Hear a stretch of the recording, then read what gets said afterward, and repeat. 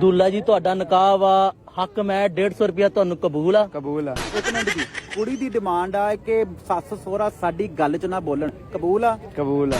ਇੱਕ ਮਿੰਟ ਕੁੜੀ ਦੀ ਡਿਮਾਂਡ ਆ ਕਿ ਸਰਦੀਆਂ ਗਰਮੀਆਂ ਹਰ ਮਹੀਨੇ 10 ਸੂਟ ਲੈ ਕੇ ਦੇਣੇ ਨੇ। ਕਬੂਲ ਆ।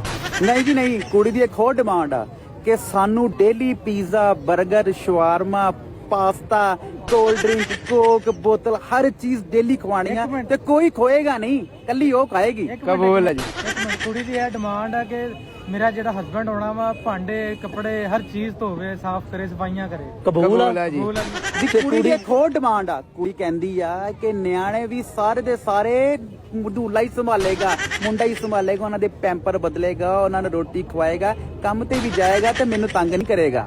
ਕੁੜੀ ਦੀ ਡਿਮਾਂਡ ਆ 12 ਸਿਗਰਟ ਪੀਣੇ ਪੱਕੇ ਭਰੇ ਹੋਏ। ਕਬੂਲ ਆ? ਕਬੂਲ ਆ। ਫੜੋ ਜੀ, ਕਰੋ ਆਪਣਾ ਸਮਾਨ। ਦੋ ਬੋਤਲਾਂ